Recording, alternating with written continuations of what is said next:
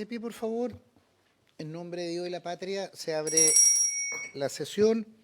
Saludar a nuestros invitados, señor subsecretario y todo su equipo, a Gendarmería, del Ministerio Público, también asiento, acá, asiento de la Universidad de Chile, de la Fundación Paz Ciudadana. Señor secretario, la cuenta, por favor.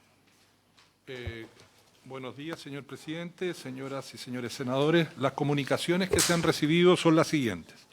En primer lugar, de la Asociación Nacional de Oficiales Penitenciarios, ANOP, y del Frente de Trabajadores Penitenciarios conformados por la ANFUP, ANSOJ y AGECH, quienes solicitan participar y poder exponer en las sesiones que celebre la Comisión para tratar el proyecto de ley que modifica diversos cuerpos legales con el objeto de crear el Departamento de Seguridad Especial en Gendarmería de Chile y regular dicho régimen penitenciario.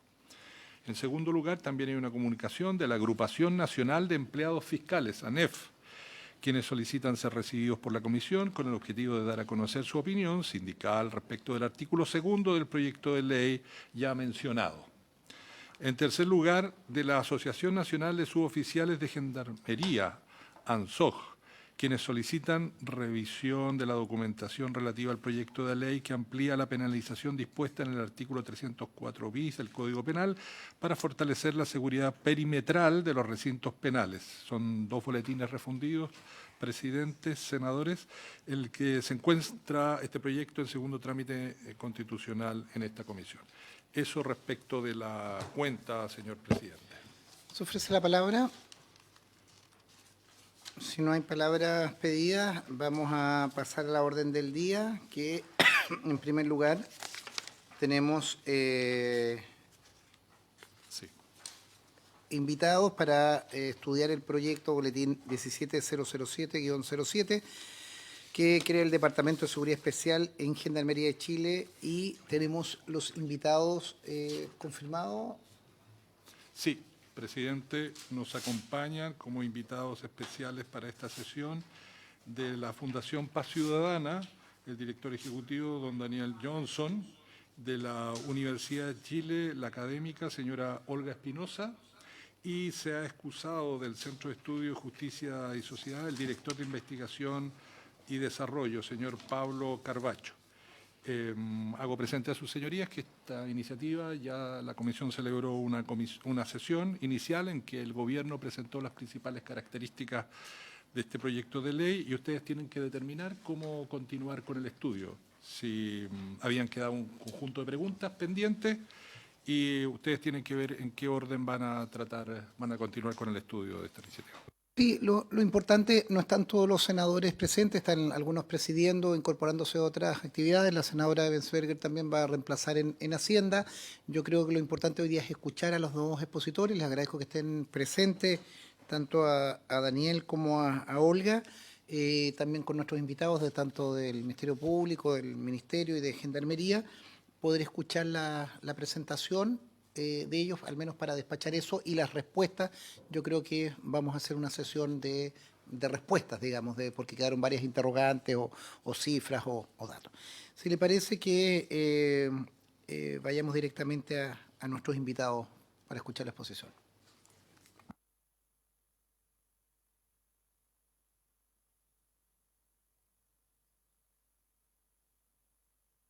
Doña Olga, está ahí.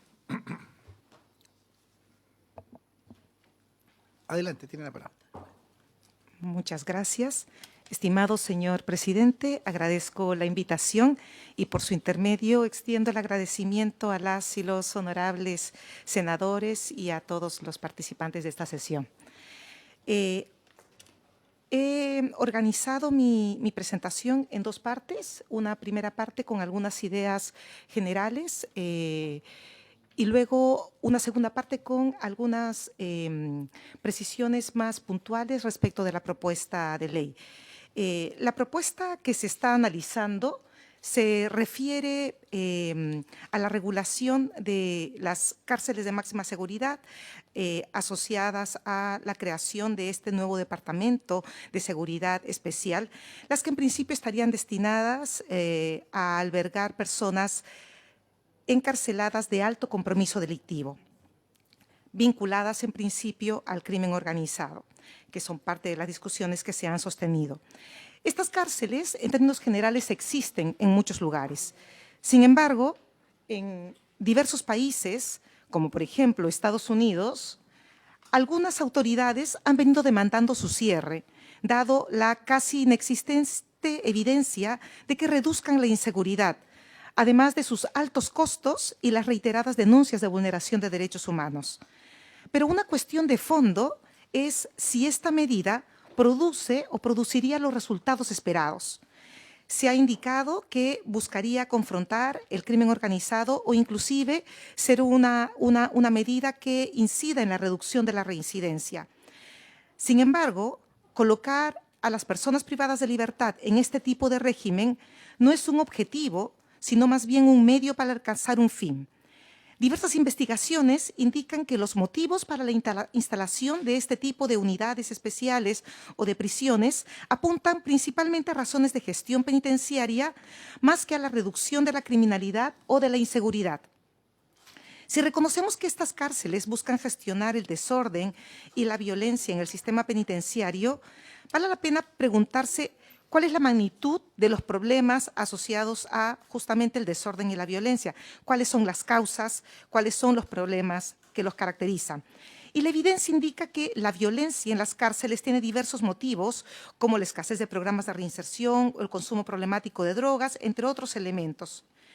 Si bien la reclusión en regímenes de aislamiento es una estrategia que se utiliza para controlar a presos difíciles, diversos estudios indican que recluir a una persona en régimen de aislamiento, incluso durante un breve periodo de tiempo, puede provocar graves daños psicológicos. Es necesario tomar en cuenta que la mayoría de los presos serán puestos en libertad y si están perturbados o angustiados o tan institucionalizados que son incapaces de reintegrarse a la sociedad, ello puede suponer un mayor riesgo para la comunidad. Ante ello, vale la pena repensar si la instalación de las cárceles de máxima seguridad es la política más eficiente, sobre todo, pues todo indica que su impacto y sus potenciales beneficios no superan los altos costos que conllevan y sobre todo que existen otras políticas que podrían ser más eficaces para los objetivos de garantizar más seguridad y menos violencia. En relación el proyecto de ley que modifica las normas dirigidas a crear el Departamento de Seguridad Especial y regular su funcionamiento, me voy a referir específicamente a las normas que están contenidas en esa propuesta. En relación a la Ley Orgánica de Gendarmería, con relación a la aprobación específicamente del programa de especialización de seguridad especial del personal que trabaje en este departamento, sería importante, primero, conocer cuáles son los parámetros de la formación en derechos humanos que va a plantearse dentro de este programa, estableciendo un fuerte hincapié en la vinculación entre el cumplimiento de los estándares de derechos humanos y la seguridad especial, siendo necesario reconocer que no basta con la formación en derechos humanos que hoy se entrega desde la Escuela de Gendarmería al personal general. Por eso mismo, considero que es fundamental que se trabaje de manera muy alineada con el Departamento de Derechos Humanos de la Dirección Nacional de la misma institución penitenciaria, que ha hecho importantes aportes en este campo. Por otro lado, considero que es muy positivo que se incluyan restricciones para la asociatividad del personal penitenciario que trabaje en este departamento. En relación al artículo 27, en los incisos propuestos, se debe primero aclarar qué se va a entender en la propuesta del inciso tercero que se refiere a la condición de secretos. Específicamente, la propuesta indica que serán secretos para todos los efectos legales los documentos, datos e informaciones que obren en poder de Gendarmería relacionados con sus funciones relativas al régimen de seguridad especial. Considero que es fundamental aclarar a qué se refiere con para todos los efectos legales y además a qué se refiere con la referencia del régimen de seguridad especial. En lo que sería la propuesta, el artículo quinto, el quinto inciso antesegundo, que hace referencia a las instituciones que pueden solicitar información, es necesario, además de las ya mencionadas, incorporar al Instituto Nacional de Derechos Humanos y al Comité de Prevención de la Tortura. Con relación a las sanciones dispuestas en el artículo 27, en los nuevos incisos 7º, 8º y 9º, se debe aclarar primero la diferencia que hay entre la figura de violar el deber de guardar secreto, indicado en el séptimo inciso, del de utilizar la información indicado en el 8º inciso. En cuanto al inciso 9º, es necesario clarificar qué sucede en el caso del personal que labora en organismos de derechos humanos dentro y fuera de Gendarmería. ¿Qué sucede en relación a estas figuras legales que son bastante restrictivas?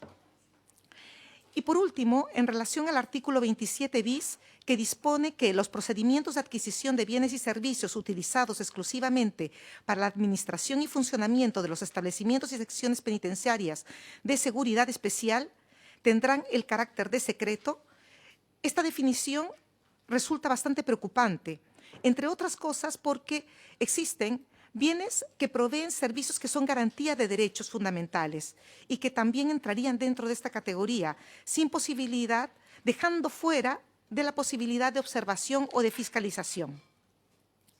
En relación al estatuto del personal perteneciente a las plantas 1 y 2 de Gendarmería, la modificación del artículo 3 respecto a que el personal con funciones relativas al régimen de seguridad especial podrá eximirse de utilizar distintivo de identificación resulta preocupante, por cuanto su identificación constituye una garantía frente a potenciales vulneraciones de derechos a personas privadas de libertad, por lo que considero que es fundamental que exista algún registro que permita algún nivel de identificación.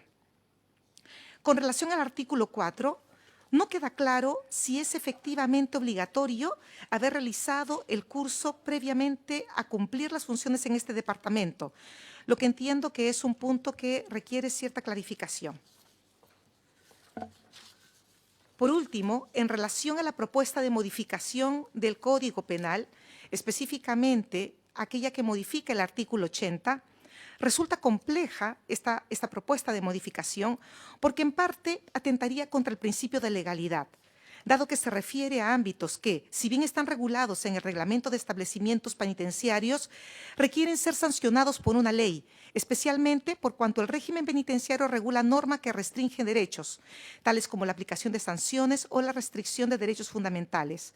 Es por ello que los estándares internacionales han establecido que en ámbitos de uso mayor de la fuerza, como el que comprendería al régimen de seguridad especial, es necesario que se resguarden cuanto menos los siguientes principios. El principio de necesidad, que reconoce que el régimen que se aplique sea exclusivamente o estrictamente necesario, es decir, que no existan medidas menos restrictivas previo a su aplicación.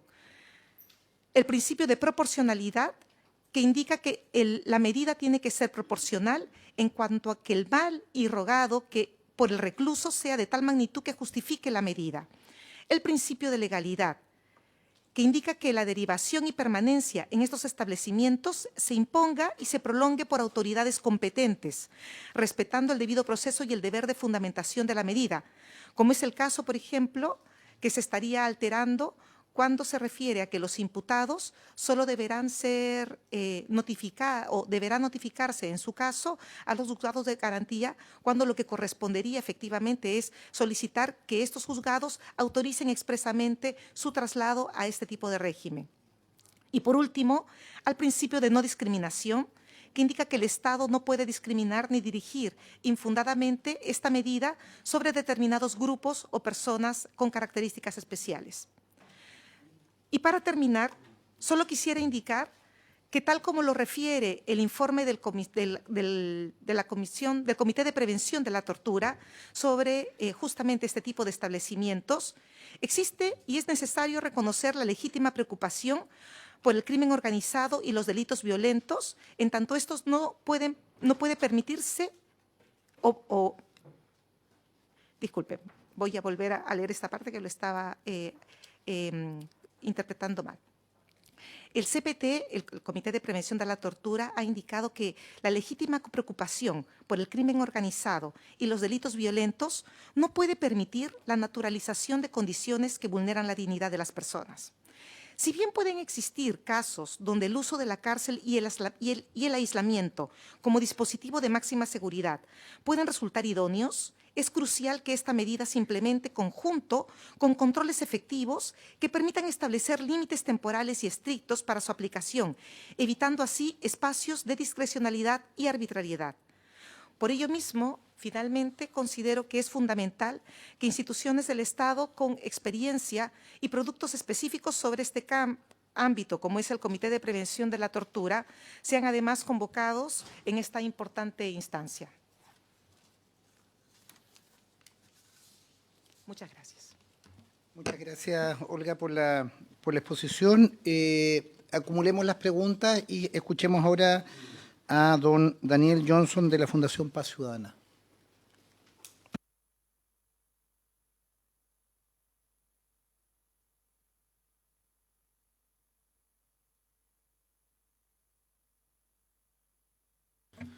Muy buenos días.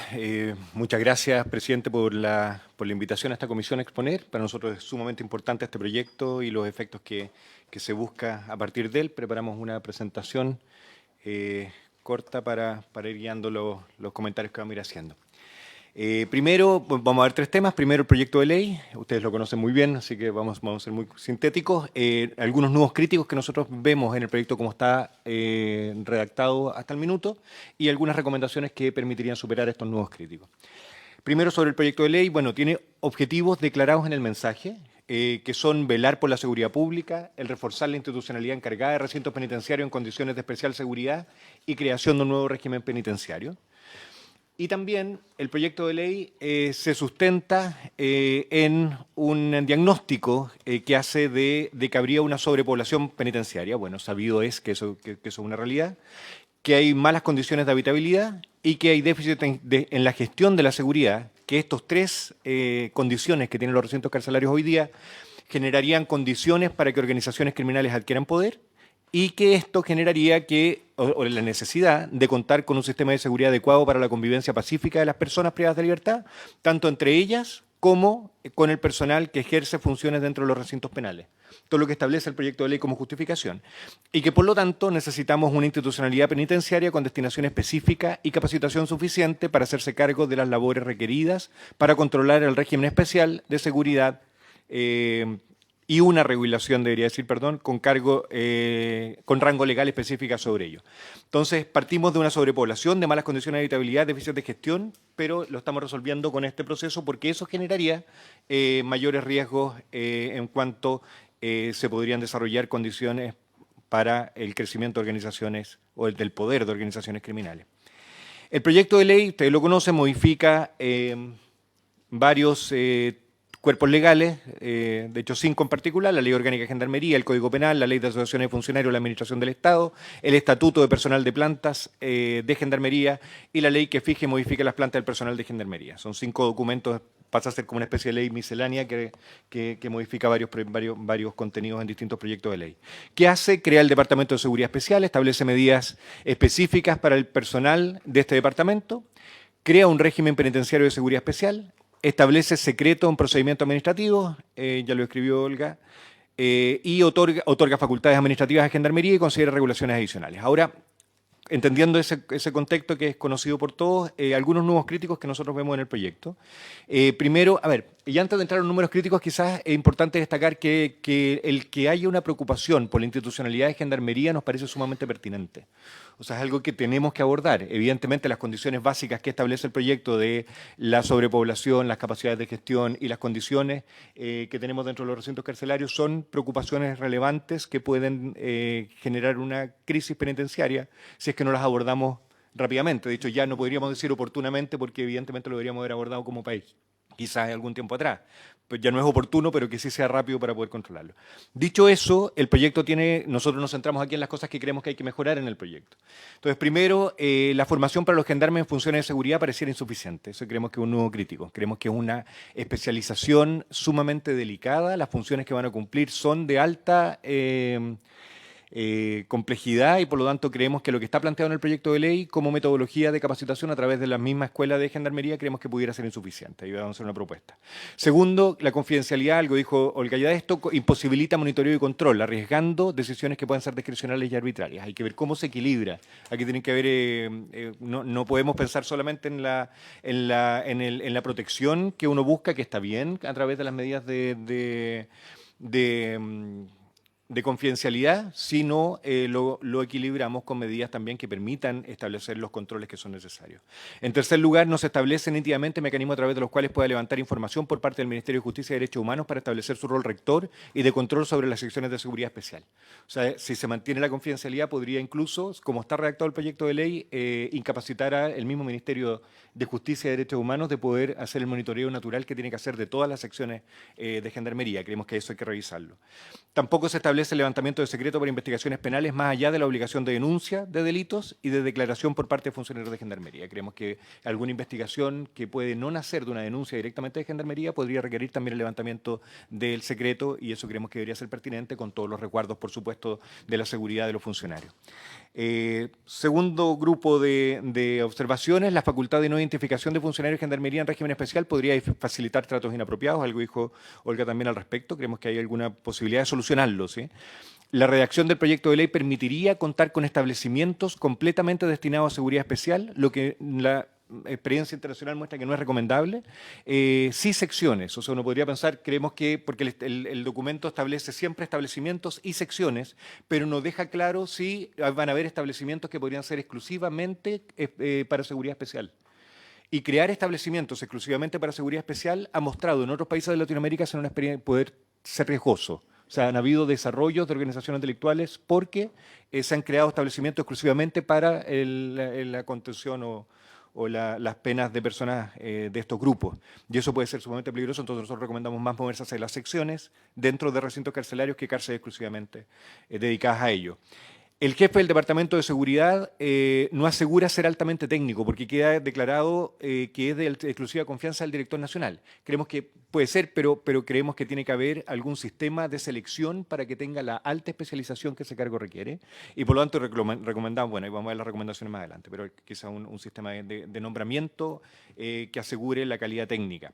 El nuevo régimen especial no considera su coordinación con las unidades especiales que ya existen en Gendarmería, y esto hay que mirarlo bien. O sea, Gendarmería no es que no tenga unidades hoy día que trata a las personas que son más riesgosas o que tienen incluso vínculos con organizaciones delictuales. Tenemos la unidad de servicios especiales, el USEP, los sistemas de traslado de alto riesgo, los TAR, la población penitenciaria de riesgo, los PPR, que están identificados de una cierta forma, hay métodos ya para identificarlo. Y también tenemos el Grupo Especial Antimotines, el GEAM, que actúa en ciertos casos también. Entonces tenemos hoy día una institucionalidad que tiene ciertas herramientas que al parecer por lo menos no se declara en el proyecto de ley que la están reconociendo ni cómo se van a incorporar y coordinar con la nueva institucionalidad que se está formando. Creemos que el régimen diferenciado tiene criterios todavía demasiado amplios y basados en informes técnicos que son emitidos solamente por Gendarmería, que no tiene una contrapartida. Creemos que eso es necesario revisar. Solo establece que tengan vínculos con organizaciones delictuales y sean de riesgo para la seguridad de los recintos penales. Creemos que eso hay que hacer una bajada mucho más fina ya en el proyecto de ley.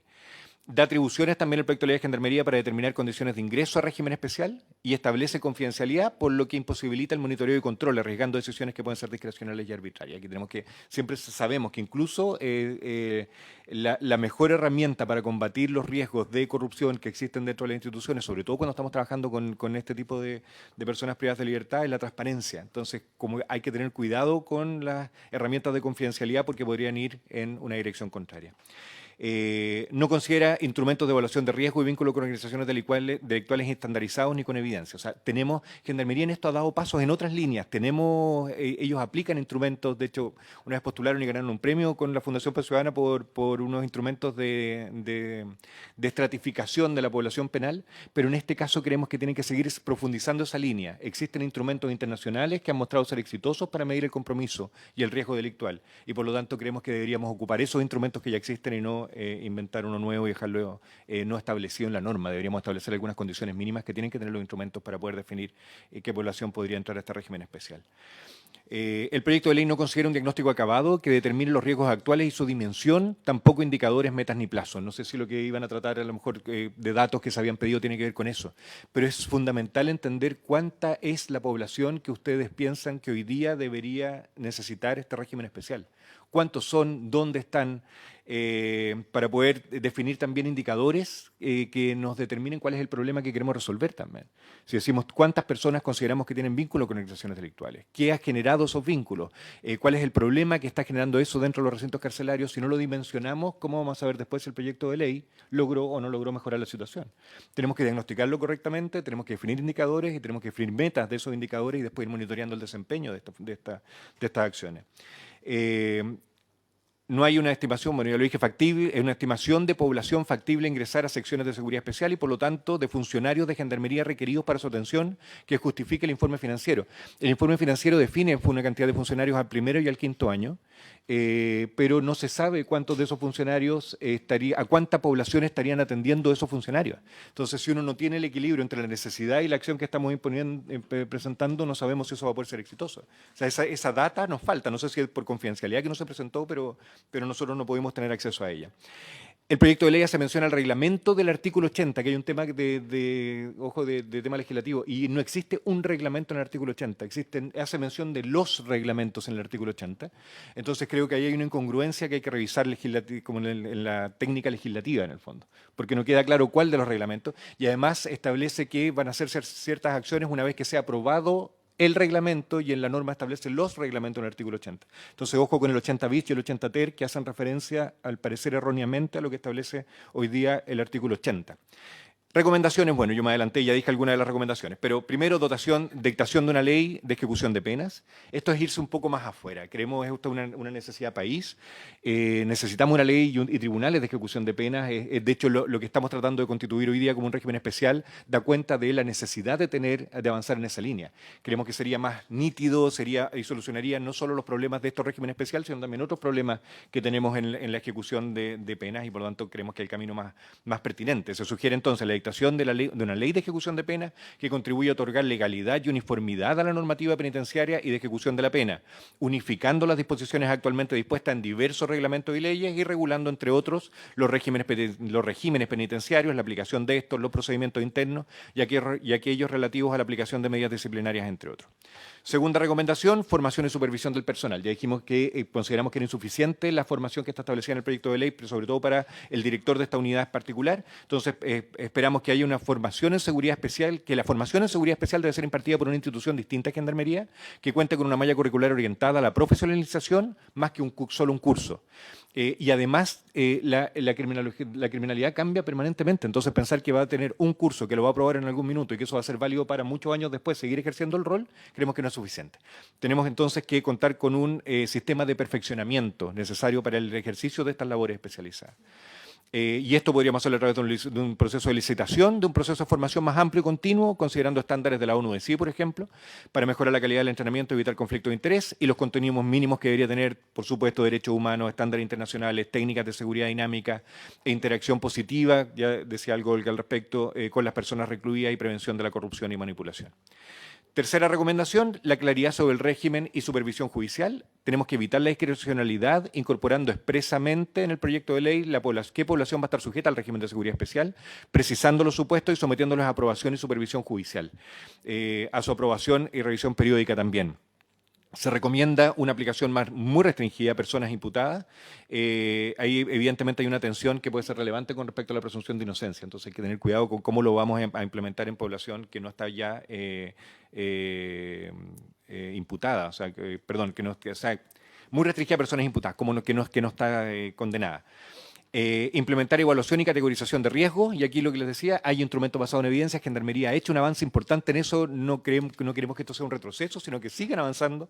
¿Y qué instrumentos basados en evidencia tenemos? Por ejemplo, el Static and Dynamic Risk Assessment Tools, El protocolo operativo, esto italiano, el protocolo operativo nazionale per la valutazione del rischio di recidiva. Bueno, es un instrumento que ve el vínculo mafioso y creemos que es muy pertinente para las organizaciones delictuales, que lo dejamos ahí como una recomendación. Considerar también secciones de seguridad especial y no establecimientos, ya lo habíamos dicho, que no sean necesariamente establecimientos exclusivos para la seguridad especial, sino que pudieran ser secciones dentro de los establecimientos que ya existen. Porque hay riesgo, evidentemente, de hacerlo así. Cuarta recomendación, contemplar mecanismos de transparencia y rendición de cuentas. Garantizar acceso a información no sensible sobre el régimen especial por parte del Ministerio de Justicia y Derechos Humanos, con mecanismos también externos de supervisión, registro de procedimientos y documentación de decisiones relacionadas con el régimen especial, incluyendo justificaciones y resultados.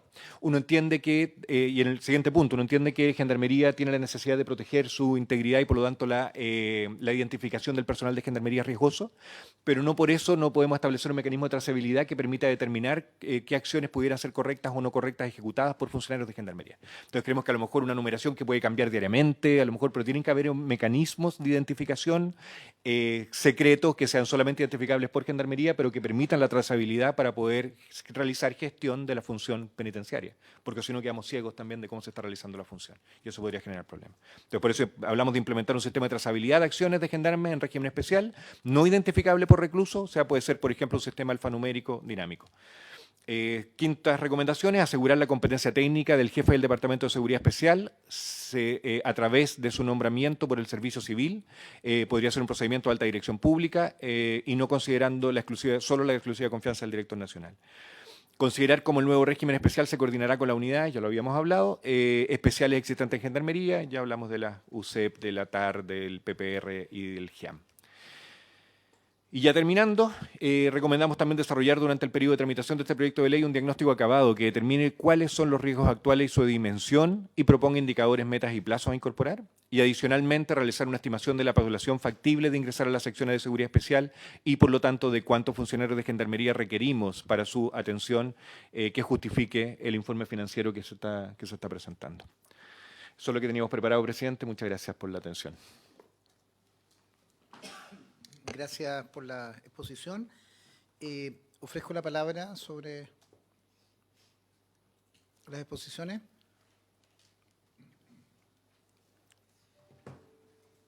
Ofrezco la palabra. Lo que le agradecería es si nos pueden dejar a disposición la presentación, alguna de las láminas que han expuesto. Pedro. Gracias, presidente, por su intermedio saludar a nuestros invitados. Simplemente porque son coincidentes los dos, las exposiciones, pero sin duda que hay algo que cruza este proyecto, que es el tema de la confidencialidad o el secreto. Entonces, claro, me gustaría que se pudieran explayar un poco más en este tema, porque aquí no estamos hablando de poder acceder a cualquier tipo de información, sino información que es sensible tanto por la institución como, por ejemplo, del personal que va a integrar esta unidad.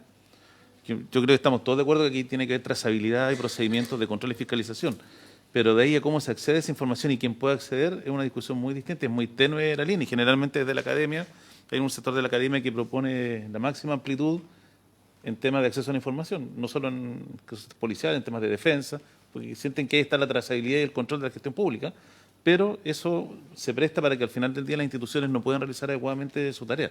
Y en el caso de esta unidad especial, que fue lo que se discutió en la sesión pasada, tiene que ver justamente con quiénes van a integrar, porque aquí no estamos hablando de funcionarios que simplemente van a hacer la custodia de los centros penitenciarios, sino aquellos que se van a relacionar probablemente con los grupos criminales más peligrosos. Entonces y que probablemente, aunque suene duro decirlo, son personas que es muy difícil o casi nula su proceso de resocialización.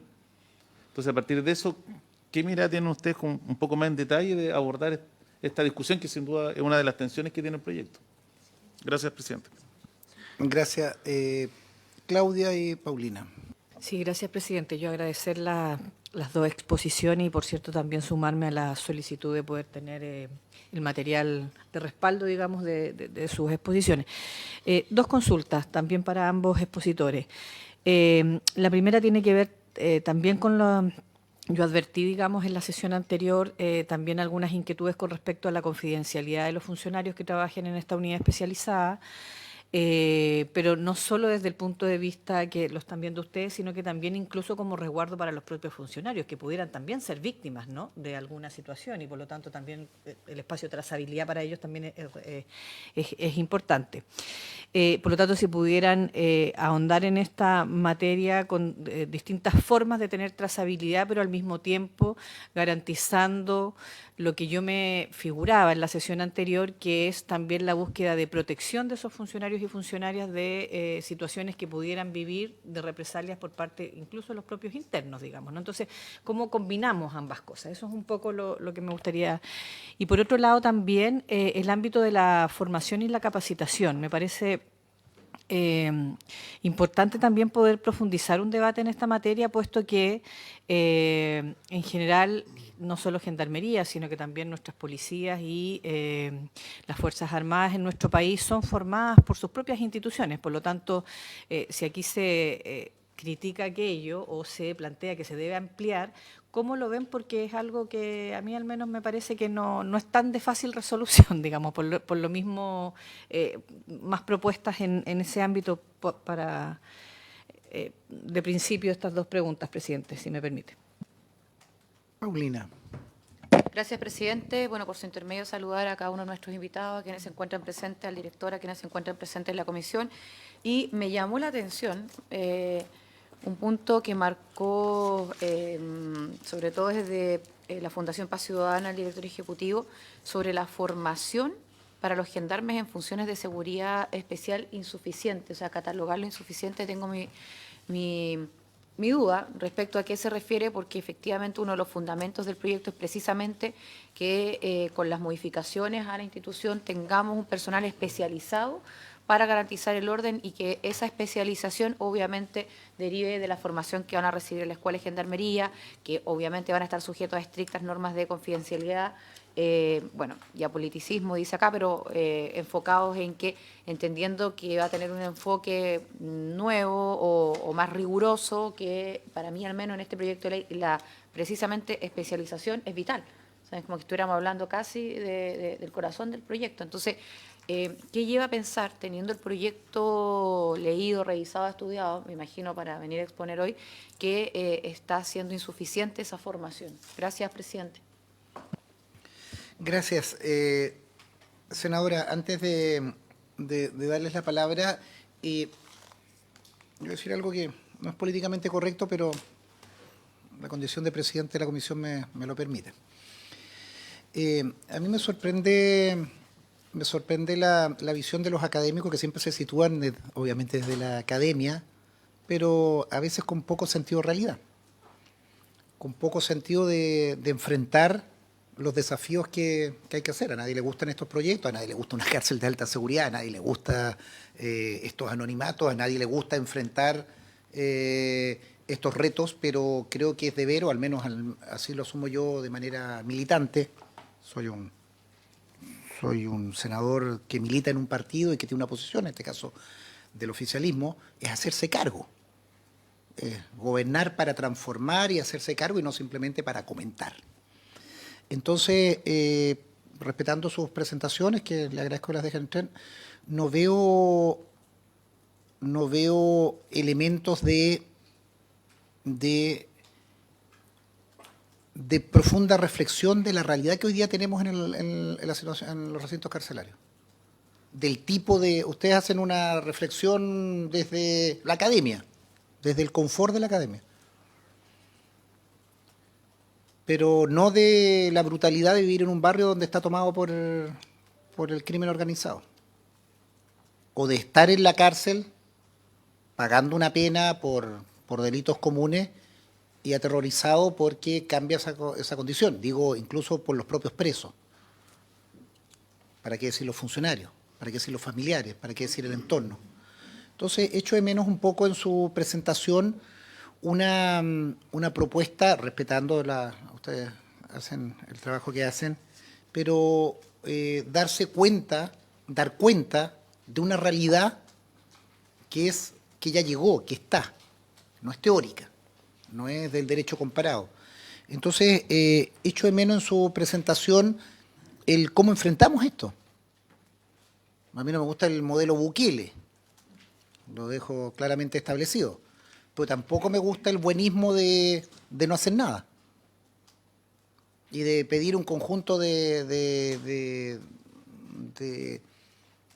estándares que obviamente tenemos que cumplirlos, tratados internacionales, leyes internas, respeto a los individuos, pero también tenemos que hacernos cargo de una ola delictual. Y acá está el Ejecutivo, representado por el subsecretario, está el director de Gendarmería, está el Ministerio Público, doy las excusas del Fiscal Nacional, que tienen que hacerse cargo. Tenemos que hacernos cargo. Tenemos que hacernos cargo.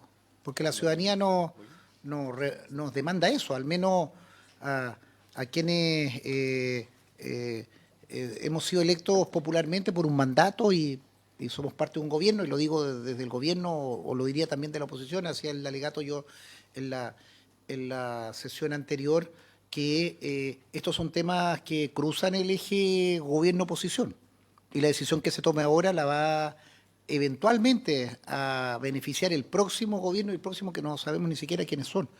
Son políticas de Estado que tienen que tomarse no para que el ministro de turno pase la evaluación, o el presidente pase la evaluación, o el director pase la evaluación, es hacernos cargo, no comentar, no simplemente hacer diagnósticos, sino propuestas. Nosotros tenemos que convertir en una ley esta realidad, esta cruda y pavorosa realidad.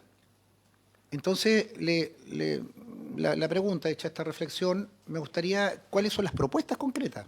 No los análisis, los diagnósticos, sí, también podemos hacerlos, pero al menos la invitación que les hacemos es que nos ayuden a proponer soluciones, porque tenemos que tomarlas, no tenemos que reflexionar, tenemos que proponer reflexiones a través de un cuerpo normativo que, vía ley y vía los reglamentos y vía el funcionamiento luego de Gendarmería, hay que hacerse cargo de eso. Las cifras no las tenemos exactas, o me puede corregir Gendarmería, pero nosotros ya estamos en varios cientos de personas que están en estas condiciones. Y eso están en las cárceles. Y eso está cambiando la tipificación de las conductas en las cárceles. Eso me gustaría en lo concreto que proponen. ¿Cuál es la propuesta para salvar esto? No el análisis de los antecedentes, que se los agradezco, pero como tenemos que legislar, nosotros no escribimos papers, nosotros hacemos leyes. Me gustaría escuchar esa propuesta. Si no hay más preguntas, le ofrezco la palabra en el orden que ustedes estimen, Olga o Daniel, indistintamente. Nos coordinan. Vamos a partir al revés ahora, Olguita. A ver, primero, nosotros representamos instituciones, nos conocemos evidentemente porque nos hemos encontrado en muchas instancias con Olga, le tengo el máximo respeto, pero representamos instituciones distintas, no nos hemos puesto de acuerdo, de hecho nos encontramos hoy día en la puerta, y que haya coincidencias dentro de las materias que nosotros presentamos, creemos que efectivamente, porque las instituciones que están estudiando estas materias, desde lo técnico pasa eso normalmente, llegamos a consensos de cuáles son las medidas que pudieran ser más pertinentes para poder mejorar la situación de inseguridad. Con respecto a las preguntas, tratar de mantener el orden en que fueron presentadas o hechas. Primero, la confidencialidad. Evidentemente es un conflicto grande, senador. Porque hay intereses que son contrapuestos. Por un lado tenemos la protección de las personas que están cuidando o que están cumpliendo el rol de gendarmería, de custodia de las personas que están privadas de libertad. Y por otro lado tenemos también varios usuarios de información. Entre ellos, ya he nombrado varios, pero por un lado está el mismo Ministerio de Justicia y Derechos Humanos, que tiene que monitorear el desempeño de la institución. Está el mismo Poder Judicial, que es el que tiene el rol hoy día de la ejecución de penas, también el monitoreo de eso, entonces tiene que acceder a información. Está los mismos, el Ministerio Público, que lo tenemos aquí presente también, que tiene que acceder a información para poder llevar adelante investigaciones penales, y evidentemente la información que puede tener Gendarmería puede ser muy relevante. De hecho, por algo se le asignó a Gendarmería la responsabilidad, hoy día responsabilidad como un órgano coadyuvante de la investigación penal también. Entonces, estamos avanzando en esa línea, y por supuesto que la confidencialidad puede ser contrapuesta a estas necesidades que tenemos en el sistema. Y por lo tanto, ¿cómo hacerlo? La confidencialidad es necesaria, evidente, no tenemos ninguna duda de eso, pero como contrapartida tenemos que darle acceso a información de la misma manera confidencial también, pero a instituciones sumamente reservadas que tienen la obligación y necesidad de hacer uso de ella, con las mismas restricciones que están establecidas en el proyecto de ley, incluso de sanciones para el que incumpla las normas de confidencialidad. Entonces, no creemos que la confidencialidad realidad que esto no es blanco y negro, no hay que ponerse en un extremo o en el otro. Creemos que sí debemos avanzar para darle acceso a información que puede ser relevante a instituciones que la necesitan. Ministerio de Justicia, Derechos Humanos, Ministerio Público, el sistema judicial al menos. Ellos tienen que tener información. Como está redactado hoy día el proyecto de ley, restringiría el acceso a información. Solo faculta una apertura de puerta, que es cuando algún funcionario de Gendarmería detecta algún delito. Y en ese caso tiene la obligación de ir a declarar, como cualquier ciudadano en el fondo. Pero no tiene herramientas abiertas para poder accionar en el fondo en la otra necesidad. Y por lo tanto, creo que se resuelve estableciendo muy claramente a quién le damos acceso y a qué información le damos acceso y cuáles son las sanciones del incumplimiento. Pero la solución no es no abordarlo. O sea, creemos que en el proyecto de ley esto debe ser abordado.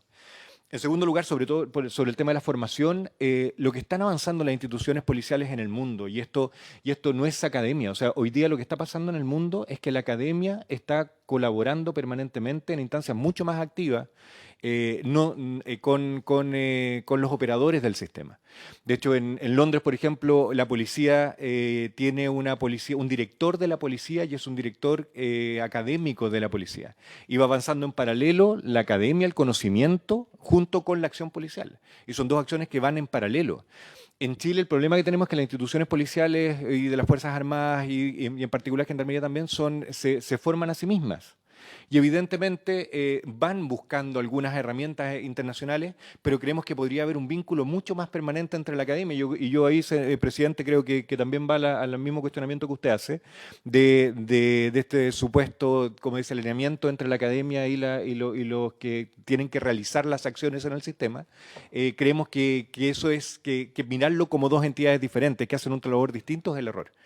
Lo que tenemos que transformar hoy día a las instituciones policiales, en particular, Gendarmería, es en instituciones abiertas al aprendizaje. ¿Cómo se abre una institución al aprendizaje? Midiendo sus resultados. Es la única forma. Y eso es un vínculo natural entre la academia y las instituciones. Yo no puedo saber si lo estoy haciendo bien si es que no estoy definiendo objetivos claros y midiendo permanentemente los resultados. Y esto pasa para todos los sistemas, Carabineros, Gendarmería, Ministerio Público. ¿Cuál es el éxito de la institución? Si yo no defino el éxito y no voy midiendo cómo lo voy alcanzando, nunca voy a poder mejorar. Lo que no se mide no se mejora. Entonces, si a mí me preguntan en qué es lo primero que deberíamos mejorar en la capacitación de las instituciones policiales, en dotarlas de capacidades de medir los resultados y de implementar políticas públicas como programas, seriamente. Vamos a implementar una política pública bien, porque tenemos un problema identificado, tenemos un diagnóstico claro. Teniendo el diagnóstico tenemos indicadores que definen ese problema y tenemos después formas de medir si vamos avanzando o no vamos avanzando, como mínimo. Eso la verdad es que no está presente por y creemos que es el aporte que podemos hacer nosotros desde los ámbitos más académicos. Nosotros como Fundación en realidad somos un mix de implementadores de política pública y académicos. El problema no es, yo creo que no hay un antagonismo entre la visión académica y la visión del implementar la política pública. Todo lo contrario, creemos que es el minuto de romper esos antagonismos y ver cómo hacemos política pública de manera responsable. Y para eso yo creo que la academia tiene que participar más. Estos espacios nosotros lo agradecemos infinitamente. Nos cuesta venir al Parlamento, nos cuesta que nos inviten. Y estamos totalmente dispuestos a hacerlo para poder colaborar con la implementación de estas políticas públicas. No ha sido para nada fácil. Y sobre las propuestas, solo leo los titulares, pero la última parte de la presentación, en particular con este proyecto, porque si me preguntan cómo podríamos mejorar la situación de seguridad en Chile, bueno, prevención temprana, crimen organizado, evitar el reclutamiento, el cómo mejoramos la calidad de la investigación penal, el cómo hacemos más patrullaje preventivo en las calles. Hay muchas propuestas concretas que la Fundación y muchos otros expertos han hecho en esta materia. Pero en particular en este proyecto de ley, dictación de una ley de ejecución de pena. O sea, y totalmente dispuesto a colaborar. Formación y supervisión del personal. O sea, hicimos, yo creo... Daniel, perdona por el tiempo que tenemos y agradezco tu espontaneidad de amplificar. Yo lo que les pediría es que, como nosotros tenemos que pronunciarnos sobre este proyecto, que es bien acotado, que tiene varios elementos, un articulado bien escaso, que nos ayuden un poco a precisar en ese articulado que deberíamos tener atención, que encuentran bueno, que si conocen legislación comparada, que no sé si tú, Olga, señalaban algunas situaciones, creo que Olga, que no se enfrenta de esta manera, sino que hay que tomar. Eso es lo que le agradecería, digamos, de que nos ayuden con algunas trazas de recomendación en lo que ustedes conocen, en lo que ustedes han trabajado. Dale, tú sigue. Por su intermedio, señor presidente, respondo a las reflexiones y también a las consultas explícitas, complementando lo que ya Daniel hacía referencia. Primero, una cuestión que considero que es fundamental y es de que una cuestión que nos permite desde la academia observar es no solamente lo que sucede en Chile, sino también lo que sucede en la región, lo que sucede en otros contextos y en función de esa observación plantear propuestas más específicas para lo que corresponde a nuestro contexto nacional. La situación del crimen organizado no es un problema exclusivamente chileno, es un problema que en Brasil, en Venezuela, en Perú, incluso en países menos aparentemente complejos como Uruguay, también se presenta como un tema de alarma. Pero ¿cuáles son los contextos que trazan no solamente la instalación del crimen organizado, sino también su perpetuación en espacios como el contexto penitenciario? Y ese es un poco lo que debe llamar nuestra alarma principal, es cuando el Estado deja de estar presente y es el crimen organizado el que se copa. Pero también cuando se da esta presencia mayoritaria, cuando el Estado solo se hace presente en una lógica exclusivamente represiva, porque le quita legitimidad al Estado, le quita una figura de Estado de Derecho para convertirse casi en un competidor de quién es más agresivo, quién es más violento, quién es más represivo que el otro. Entonces, ese es un tema que es extremadamente delicado de obviar, porque las otras circunstancias, como por ejemplo el régimen de Bukele, implican un nivel de inversión pública extrema que para poder mantenerse y no darse la vuelta en términos de generar una ola altamente represiva que sea más complicada y perjudicial para el mismo país, El Salvador, puede ser extremadamente difícil de mantener. Entonces, nosotros, ¿qué es lo que tenemos que hacer como país? Es observar cómo han venido funcionando otros países de la región para dar solución a los problemas de crimen organizado, de seguridad, con la mayor eficacia y eficiencia. Entonces, ¿qué elementos deben incorporarse de manera más explícita dentro de esta propuesta? Uno, el tema de la fiscalización y control, que ya también hacía referencia Daniel de una manera bien esquemática, en donde quede claramente identificado que más allá de la labor que va a realizarse dentro de este departamento, existen instancias que deben tener pleno acceso a lo que está sucediendo dentro de estas nuevas unidades o nuevas secciones, que yo también coincido con Daniel y voy a decir las razones por las que coincido con la necesidad de que estos sean secciones más que cárceles en sí. Entonces, la fiscalización debe estar plenamente autorizada, primero para los órganos internos, y dentro de los órganos internos existen unidades específicas que hacen fiscalización, pero también está la unidad de derechos humanos, el Departamento de Derechos Humanos, que tiene que estar fortalecido para poder ejecutar las fiscalizaciones correspondientes. Pero además debe quedar claro que otros órganos externos también tienen que tener pleno acceso a todo lo que sucede internamente, partiendo por el Poder Judicial, que no queda totalmente claro de toda la capacidad que éste puede tener, pero también otros órganos externos que existen en nuestra regulación nacional, como el Comité de Prevención contra la Tortura y el Instituto Nacional de Derechos Humanos, órganos fundamentales para dotar de legitimidad al sistema, justamente, para evitar que no esté presente el Estado y que gane el crimen organizado en su presencia y en legitimidad. Otro elemento que también debe quedar clarificado es de que en estas instituciones es fundamental que exista también espacios de trabajo en términos de reinserción social. Hasta ahora solamente se han especificado todas las restricciones, pero los estándares internacionales e inclusive trabajos que han venido demostrándose que han sido levantados como buenas prácticas a nivel internacional indican de que incluso en estos regímenes es necesario que las personas desarrollen actividades que promuevan su reinserción social. ¿Por qué? Porque eso evita, primero, los conflictos internos, evitando los conflictos internos, ¿qué se evita? Se evita violencia, se mejora la calidad de trabajo de los funcionarios penitenciarios, se evita que los niveles de violencia escalen hasta homicidios u otras situaciones mayores, y eso además facilita el buen trabajo y podría inclusive garantizar que esa persona solamente pase por periodos limitados por estas instancias de mayor seguridad y luego vuelva al régimen regular. Otro elemento que también me parece importante destacar es de que hay que relevar lo que ya existe dentro de esto de esta propuesta, como ya bien indicaba Daniel, todas estas instancias que se hacen cargo de los ámbitos de seguridad deben estar claramente mencionadas en la propuesta de ley y también debe quedar explícita la referencia a las unidades de derechos humanos que también existen dentro de la institución. Cuando nos referimos a la formación del personal penitenciario, nos referimos a que es fundamental que este personal especializado no solamente reciba aquella formación regular que ya recibe el personal dentro de la institución, sino que tiene que tener elementos que sean mucho más específicos en términos de seguridad, pero no la seguridad solo en términos represivos, sino también en esta lógica de la seguridad dinámica, que introduce habilidades para poder no solamente manejar los conflictos, como por ejemplo herramientas psicológicas pueden ayudar al personal a poder reducir las tensiones, actuando como mediador. La mediación es un elemento que también se releva en otras prácticas internacionales como un mecanismo fundamental para evitar que las personas inclusive pasen a estos regímenes. Entonces, la mediación es una habilidad que también debiera estar instalada como parte estratégica de la formación del personal penitenciario. Y yo con eso voy a quedarme por si hubieran más preguntas. Ofrece la palabra. Senadores, senadora. Si no hay más intervenciones, agradecerle a nuestros invitados. Lo que les reitero es que nos puedan dejar a disposición sus presentaciones y también, como vamos a seguir inmediatamente, Claudia, como vamos a seguir trabajando en este proyecto, que nos ayudaran. Nosotros acá trabajamos en clave indicaciones.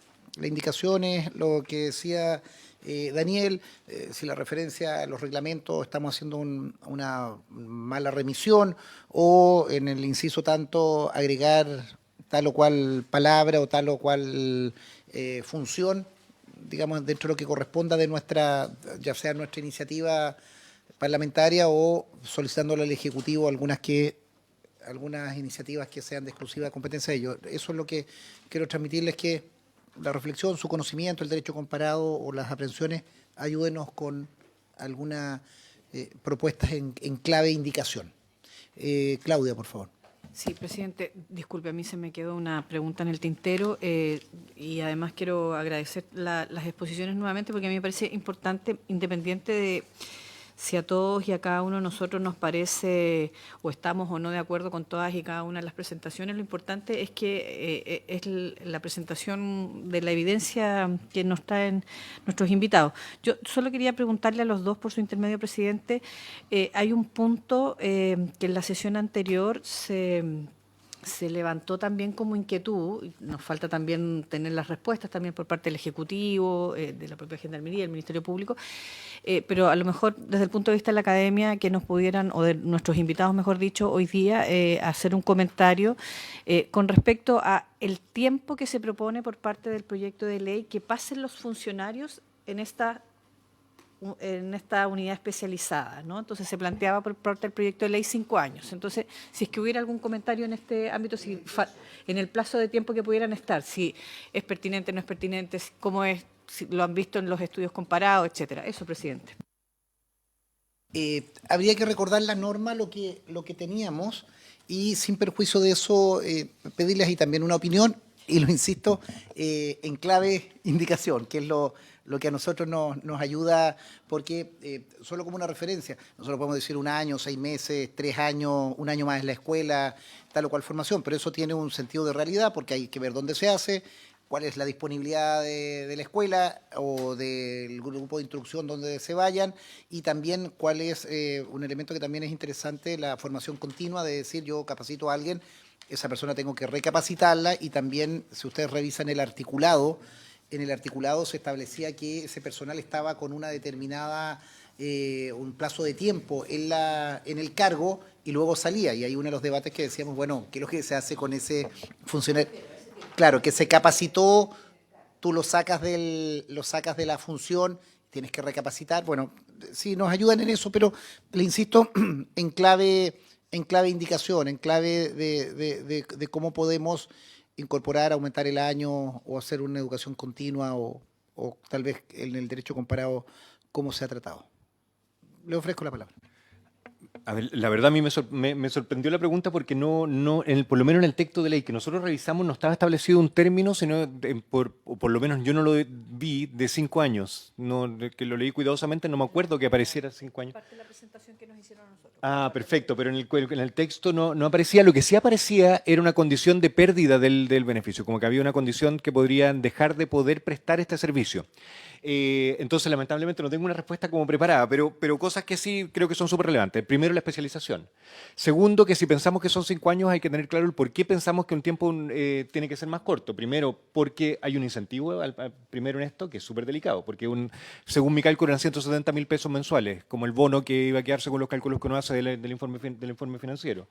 Entonces, son 170.000 pesos adicionales de bono que se restarían en el fondo si la persona deja de prestar el servicio porque dice que no se van a dar solo en el minuto en que tenga la capacitación, sino que tiene que tener la capacitación y tiene que estar prestando el servicio. Entonces va a perder ese beneficio económico, entonces eso va a ser doloroso para un funcionario de Gendarmería. Y lo tercero es que si pensamos que es por 5 años, es porque las condiciones laborales pensamos que no son suficientemente buenas para una persona que esté más tiempo. Entonces sería como un castigo llevarlo para allá o una exigencia mayor. Yo creo que no debería, Gendarmería en el fondo en su carrera tienen una relación dura normalmente de trabajo. Entonces creo que habría que revisar si es que es un tema de condiciones laborales que pensamos que van a ser más duras, deberíamos estar discutiendo también cuánto podríamos revertir esa situación de dureza de las condiciones laborales para que no se justifique un tiempo acotado. Porque si no, si tenemos funcionarios que los especializamos, que gastamos recursos, que lo estamos preparando permanentemente, mi primera idea, en el fondo, de no teniendo mayor análisis de esto, es que deberíamos tratar de aprovechar el mayor tiempo posible ese conocimiento que adquirieron los funcionarios y por lo tanto que permanezca lo más posible en estas unidades. Daniel, que ahí por eso es importante esta mirada completa. El plazo del tiempo no solo es porque es una condición difícil, pero también es porque en todo este tipo de instituciones, así como el Ministerio Público, tú pones un plazo y luego sales porque hay un grado de intimidad, de cercanía, ¿me entiendes? Por ejemplo, solo por poner un ejemplo, los fiscales regionales, aprovechando acá que está el Ministerio Público, los fiscales regionales duran 8 años, Ignacio, sí, y ese fiscal sale de la región porque obviamente durante esos 8 años ese investigador en una comunidad determinada, acotada, que es una región, genera una serie de vínculos, de situaciones, la palabra no sé si es correcta decirla, un amiguismo. Entonces tú generas una rotación no solo por la intensidad del cargo, que es de alta relevancia, sino también por una retención, para no una captura. Entonces, son elementos que los analizábamos en su momento, que es complicado. Alguien que tú lo capacitaste, le diste una asignación, tiene un ingreso mayor, que lo que hace, si lo sacas, la idea es no perder esa capacitación, tal vez rotarlo. Bueno, por eso las cosas son complejas. Por eso legislar es arduo y genera distintas apreciaciones respecto a la academia. Lo digo por mi intervención original. Al menos el plazo no solo es por lo complicado de la relación, sino por un tema de rotación que existe en Gendarmería y en otras instituciones de que no queden permanentemente en ese cargo para evitar captura o acostumbramiento, amiguismo, no sé cuál es la palabra exacta, y me puede ayudar el director. Pero el recoger esa presentación, recoger esa situación para ver cómo capacitamos, cómo formamos y cómo tenemos personal no solo habilitado en la custodia, sino con un conjunto de otros elementos que yo creo que son los que tenemos que poner en esa escuela de formación o en ese curso, en esa capacitación en que se va a someter a estos funcionarios. Perfecto, presidente, me queda súper claro el punto. Yo lo entendía más bien en la función, no necesariamente en el lugar. Entonces, si la rotación quizás pudiera ser una solución, y eso es lo que estamos viendo, puede ser una solución también. Lo que yo me comprometo es a investigar este aspecto y a hacerle llegar una propuesta en código de indicación que se haga cargo del tema. Por su intermedio, señor presidente, respondo que efectivamente este tema no lo tengo tan claro en términos de que me gustaría ver y me comprometo a entregarles qué dice la experiencia comparada a este respecto. Sin embargo, creo que sí, de todas formas, hay dos elementos que me parece cuanto menos relevantes considerar. Hay una formación y una inversión del Estado en la preparación de este staff, de este personal que va a estar especialmente capacitado para poder cumplir estas funciones. Sin embargo, para las observaciones y las preocupaciones que existen, yo creo que hay dos elementos fundamentales. Primero, una fiscalización adecuada para evitar que estos amiguismos pudiesen alterar el buen desempeño del personal, pero por otro lado también considero que es necesario cuidar al personal y este personal tiene que tener un acompañamiento en términos de salud mental porque se trata de cumplir funciones en un régimen altamente complejo y esto debe quedar explícitamente referido y mencionado para poder garantizar que puedan cumplir de manera eficiente y eficaz sus labores. Señor secretario. Sí, en parte la pregunta que hizo la senadora Pascual está vinculada con el artículo 5º del proyecto, en parte, porque ahí se indica que se selecciona un número de personal que pasa por el proceso de formación y que van a ser destinados a estas funciones de custodia y traslado. Y dice, porque están hablando de una facultad del presidente, en el ejercicio de facultad podrá definir o establecer procedimientos para determinar los establecimientos, secciones penitenciarias de seguridad que eran derecho a las asignaciones, fijar los requisitos para el otorgamiento de esas asignaciones, el monto y establecer el procedimiento para su otorgamiento. Y entonces, en el marco de esa discusión, surgió el tema de cuánto tiempo van a estar destinados. El Ejecutivo anunció en la sesión pasada algunos lineamientos sobre eso, y ahí surgieron dudas. Si yo recibo una asignación, estoy un tiempo y después dejo de serlo, y además está el tema de la seguridad. Yo trabajé en esa sección, después vuelvo a la calle, digámoslo así, en términos generales, al régimen normal, ¿qué seguridad voy a tener? Por eso la senadora Pascual, presidente, hacía la inquietud y en ese contexto, y no hay una norma expresa, pero en ese contexto surgió ese tema. Gracias, secretario. Ofrezco la palabra al Ejecutivo, a Gendarmería o al Ministerio Público. Si ¿alguna opinión sobre...? Adelante, subsecretario o director. Señor presidente, bueno, por intermedio de usted saludar a los senadores, a las personas que también están invitadas. Hay varias cosas que se pueden decir respecto de lo que se vio, tanto en las exposiciones como lo último, pero igual también trajimos algunas respuestas en relación a lo que se consultó la vez pasada. Están los datos acá, que pueden ser bastante concisos.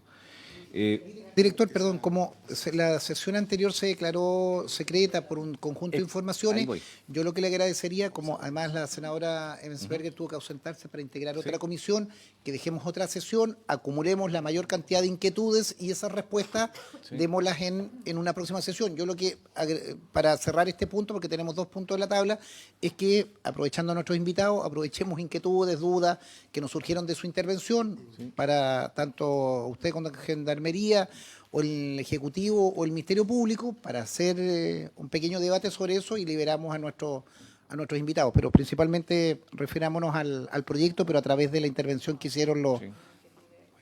Y las respuestas ya en extenso, hacerlas luego en una sesión con todos los integrantes, con las reservas que ameritan estadísticas o datos o situaciones.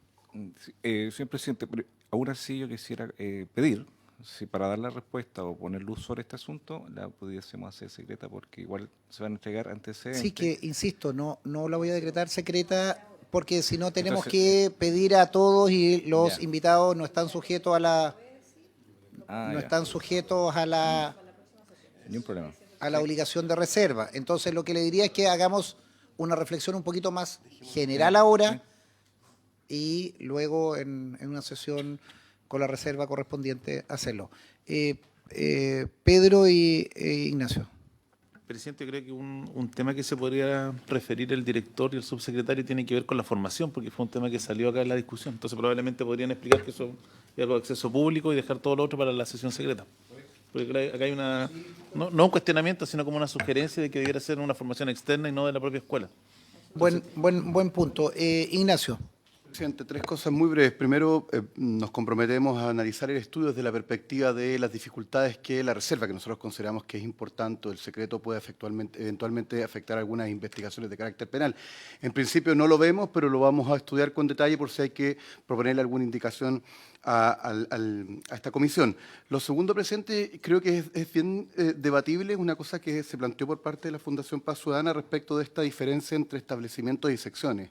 O sea, la experiencia comparada demuestra que hay países en que efectivamente los establecimientos no han funcionado, pero hay otros en que efectivamente sí ha habido buenos resultados respecto principalmente a organizaciones criminales en el trabajo con, y me refiero específicamente en crimen organizado en establecimientos penitenciarios. Mejor muestra de ello, por ejemplo, el sistema penitenciario brasileño, donde hoy día básicamente las cúpulas del PSC y el Comando del Veno están en establecimientos, por así decirlo, de máxima seguridad.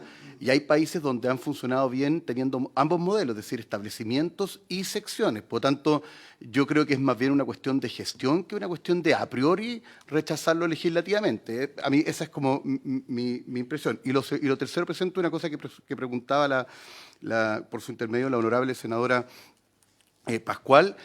Hay países, presidente, donde, o sea, viendo a propósito de la pregunta de la semana pasada, solamente para poner ejemplo de Italia, el cuerpo de funcionarios que se encargan del 41 bis son permanentemente asignados al 41 bis y lo que pasa es que los trasladan de secciones o establecimientos conforme a las necesidades. No es que salgan nuevamente a la población común, que es lo que uno observa en parte en este proyecto, es decir, que un tiempo estén en máxima seguridad o en seguridad especial y luego vuelvan a la población, por así decirlo, común.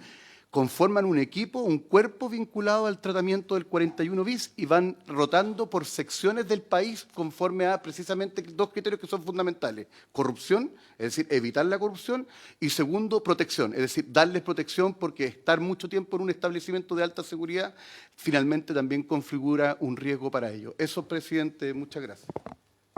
Gracias, Ignacio. Subsecretario. Sí, presidente, por su intermedio. Primero agradecer las presentaciones, recogimos varias cosas importantes y esa sería mi primera aclaración. Muchas de ellas hacen la ley remisión luego a reglamentaciones o a normativas que deben necesariamente generar flexibilidad para ir adaptándose a este fenómeno que estamos observando. Entonces, por ejemplo, lo que decía el representante del Ministerio Público, puede ser que tengamos evidencia respecto a los establecimientos, pero cerrarlo en la ley originalmente podría ser innecesariamente estricto. Entonces, desde ese punto de vista, es un tema que a nosotros nos gustaría que quedara más abierto. Lo mismo, compartir con usted, por su intervención, señor presidente, el foco puesto en el control, en la información, en la gestión. Lo que no se mide no se puede mejorar, no se puede gestionar más en general, ¿no es verdad? Ahora, el desafío ahí es encontrar, como decía por su intervención el presidente, el senador, el punto en el que nosotros podemos asegurarnos de que esta reserva, que es absoluta y totalmente necesaria para que opere en condiciones adecuadas frente a un fenómeno de criminalidad complejo, esta unidad y esta forma de trabajo sea compatible con ese control. Por ejemplo, le escuché a usted hablar acerca de algún tipo de información alfanumérica, quizás anonimizada, ¿no es verdad?, que permita hacer seguimiento incluso de personas, pero que reiterar que esa falta de identificación es connatural al fenómeno que nosotros estamos tratando de atacar. Es decir, porque es no solamente para la seguridad de los gendarmes, sino también para el buen funcionamiento del programa y del proyecto en general. Entonces ahí hay un tema que desde la política pública se estructura como un requerimiento básico. Y desde ese punto de vista, señor presidente, nosotros hemos tomado notas y en la sesión en la que se va a conversar el tema de las respuestas que los senadores hicieron, también haremos nuestros puntos respecto de las contribuciones de los académicos. Así que muchas gracias.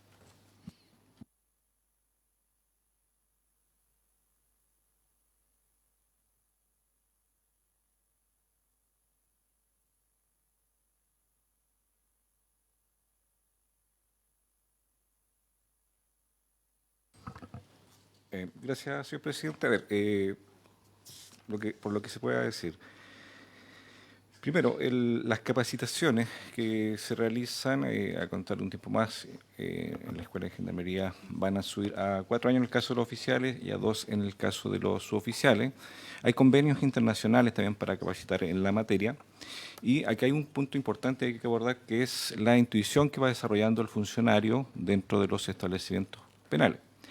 Cada vez que se haga un proceso de selección para quienes vayan a interactuar dentro de las secciones de alta y máxima que están a lo largo del país, y sumando el REPA serían hasta ahora 8, ¿cierto? Está la alternativa efectivamente de poder rotar, pero también tiene que haber una voluntariedad del funcionario. No se puede descartar tampoco que hay que tener medidas también de despiche para que el funcionario, cada vez que tenga alguna situación fuerte que sortear, pueda concurrir donde una dupla, que no tendría que ser solamente una, 2 o más, y de atención continua y permanente, para que pueda también él sortear las situaciones que se le vayan generando, que van a ser poco comunes en relación al resto de las unidades penales, porque el estar enfrentando establecimientos de esta naturaleza también trae consigo situaciones que van a ser del todo muy poco comunes a la que se está acostumbrado en un régimen convencional. Por lo tanto, cada vez que se capacita el personal, yo aquí tomé apunte, dice la formación del personal va a determinar quiénes dan el alto para poder acceder a trabajar en estos lugares. Tiene que haber también un previo análisis psicosocial, sobre todo un análisis psicológico, que determine que esa persona está apta para interactuar en ese régimen. Desde ahí, desde el momento que se selecciona el personal, recién se incorporan estos 5 años. En la naturaleza de las funciones, y por eso yo decía que era importante dar a conocer el porqué, es importante ver y evaluar, dentro de lo que yo puedo decir, que la persona que va a estar durante esos 5 años, y por eso también hablaba de la voluntariedad, va a haber sorteado un sinnúmero de cosas. Y él evaluará, en conjunto con los profesionales, la continuidad o no en otros recintos penitenciarios para hacer esta rotación o volver con toda naturalidad, dentro de lo que se espera, a el régimen normal con la población penal común. O sea, no le puedo yo exigir a un funcionario, oficial, suboficial o profesional, que continúe en ese mismo sistema, porque esto no es un asunto de dinero, es un asunto también de sanidad mental y de tranquilidad del propio funcionario. No puedo tampoco estarle sobreexigiendo en una materia a la cual él, tras 5 años, se sienta más que superado, incluso puede ser menos, pide su salida anticipadamente. Y me refiero específicamente al personal que va a realizar trato directo o el personal que interactúe con los funcionarios de trato directo, que también sienten frustración y ansiedad cuando ven a sus colegas ante situaciones complejas.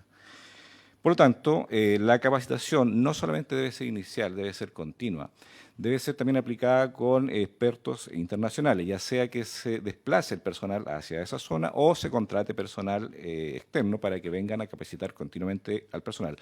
Y me tomo de una parte que usted habló y que dice relación con dar saltos hacia el futuro. O sea, también tenemos que prever lo que se venga en el cambio también de la nueva criminalidad o lo que a futuro podamos enfrentar o puedan enfrentar las próximas generaciones. Por lo tanto, esta capacitación y la condición del personal tiene que ser tan dúctil que pueda ir visualizando situaciones que complejicen el estado penitenciario en este momento y a futuro. Entonces no puede ser una capacitación inerte que sea permanente y que no se vaya reinventando ni renovando con el paso del tiempo.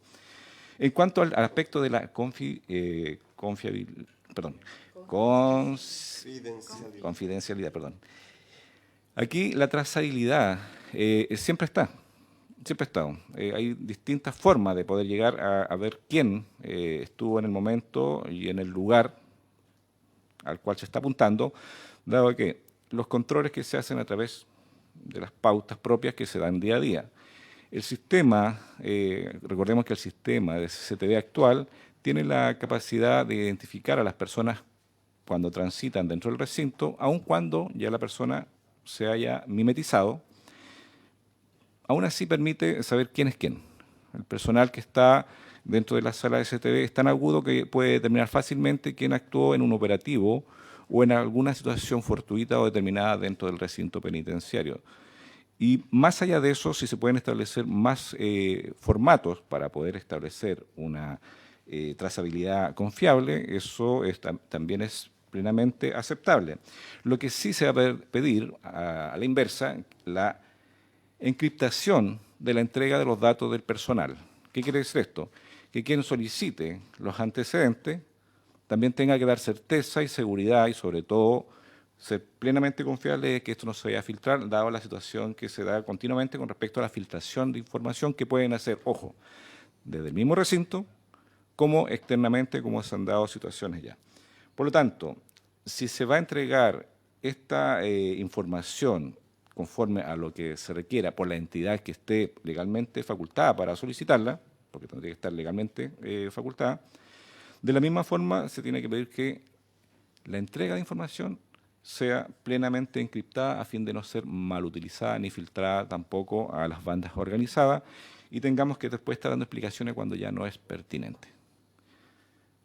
Eso sería, señor presidente. Muchas gracias, director. Si no hay más preguntas o intervenciones, también nuestro invitado, si quiere hacer una contraopinión también para cerrar y si no, agradecerle su presentación. Mantengámonos en contacto porque en la discusión es lo que corresponda. Les insisto, les agradecería que nos hicieran llegar las informaciones y algunas propuestas de indicación, principalmente en los 2 o 3 aspectos, lo que recogía el Ministerio Público de esta diferencia entre sección o establecimiento, el tema de la información encriptada para términos de seguridad y algún otro elemento que ustedes hayan podido advertir. A ver, Olga, cuéntenos.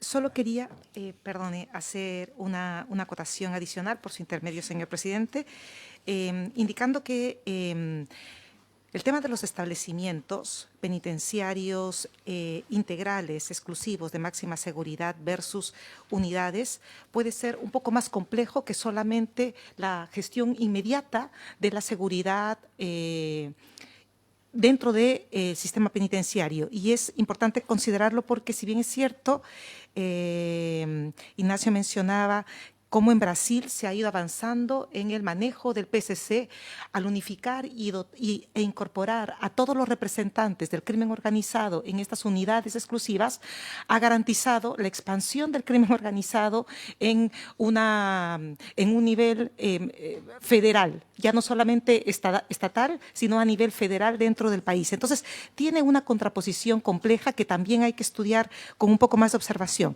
Y por otro lado, el contar con unidades y secciones también permite generar la transición. Hay que establecer una diferenciación y quiero levantar lo que bien decía Daniel.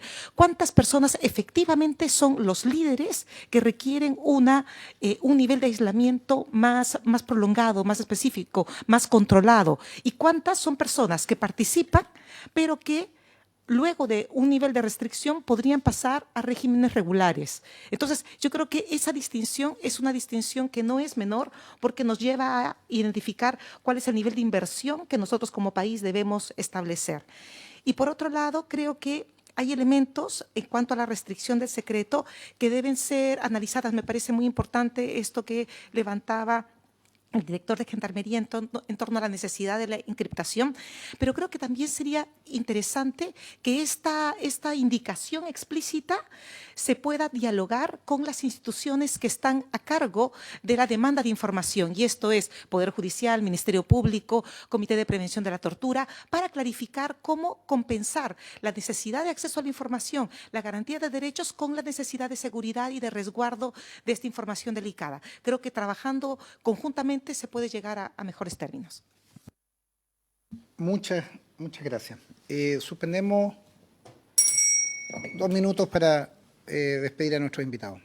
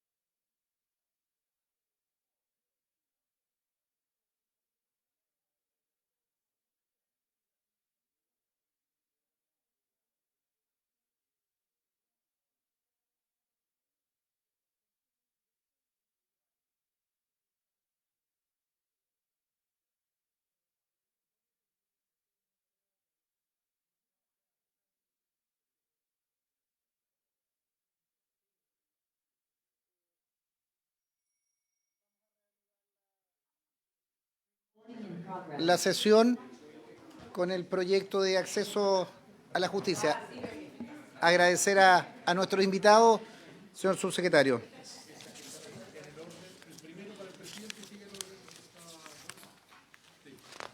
Esto queda aquí. Sí, déjemelo ahí nomás. Ya.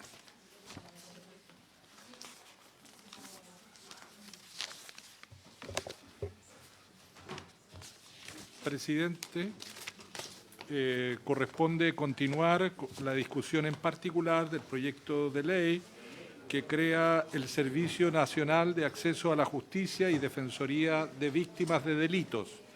Se está en este instante entregando las carpetas correspondientes que contienen el texto comparado con las nuevas indicaciones que se habían hecho llegar por parte del Ejecutivo, y yo les voy a ir indicando en las páginas correspondientes del texto comparado que estábamos analizando.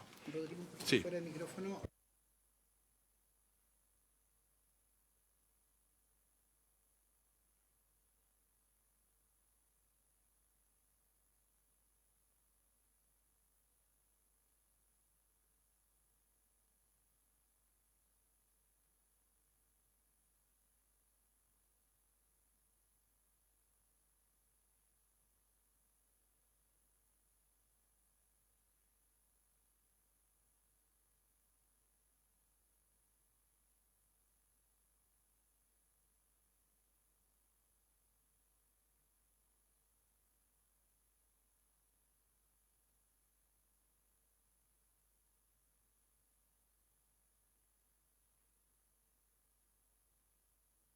Recuerdo a su señoría, les pido que vayamos a la página 73 y siguientes del texto comparado.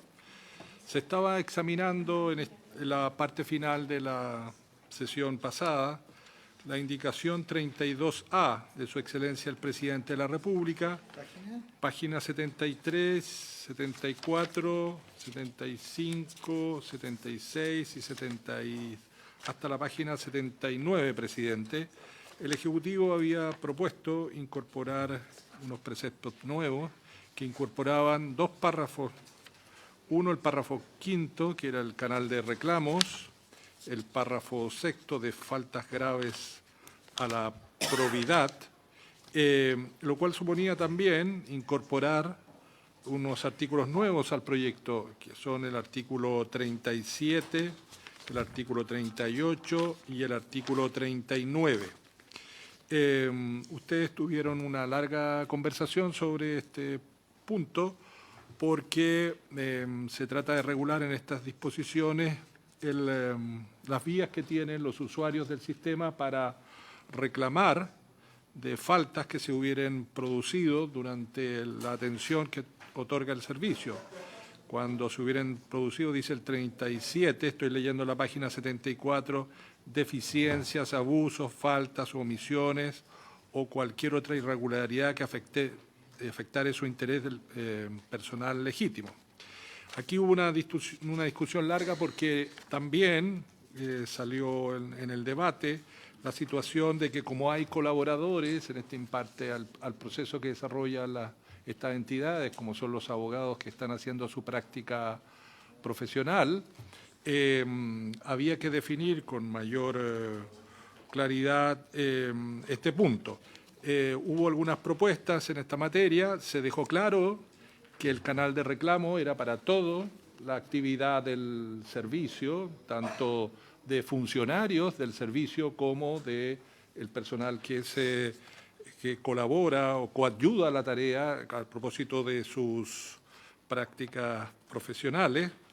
En todo caso, así lo entendió la Secretaría, el párrafo sexto de las faltas graves a la probidad era un párrafo que debiera estar destinado exclusivamente a los funcionarios del servicio, y había que conjugar estas disposiciones también con las que veremos a continuación sobre vías para hacer efectivas los deberes y obligaciones de quienes hacen las prácticas profesionales. Presidente, y bueno, ahí surgieron varias observaciones, porque como se mencionan también, la ley de bases de procedimiento administrativo y otras disposiciones, los senadores y senadoras estuvieron debatiendo sobre este punto. Quedó pendiente, presidente. Hay otra cuestión que quedó pendiente, pero sería volver atrás, entonces por eso me detuve solo en la norma, la última que estaban examinando. Se ofrece la palabra sobre esta discusión, subsecretario. Señor presidente, por su intermedio, nosotros quedamos con el encargo de proponer unas redacciones que, en el sentido que señala por su intermedio, señor presidente, el señor secretario, de que entendíamos todos cuál era el ámbito, ¿no es verdad?, de aplicación de dichos párrafos, pudieran contribuir a hacer esa claridad aún más específica. Entonces, lo que traemos es una propuesta de cambio de encabezado tanto para el párrafo quinto como para el párrafo sexto. En el párrafo quinto, lo que traemos como propuesta es que quede como...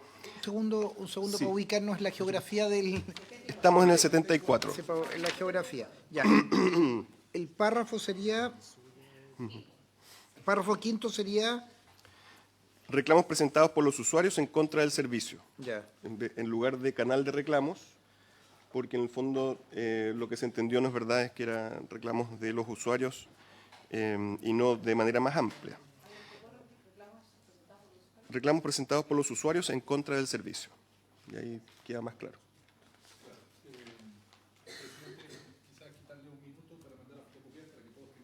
Sí, por supuesto. Sí, esperemos un segundo para que se pueda distribuir eso. Perfecto.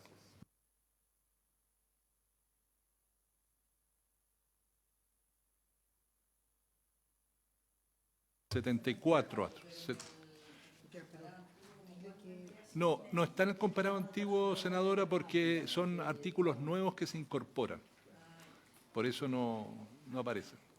Estaba, digamos, vendrían a continuación del artículo 36 en el comparado antiguo, en el 36, a continuación de ese artículo se incorporan preceptos nuevos que vienen en la indicación del Ejecutivo y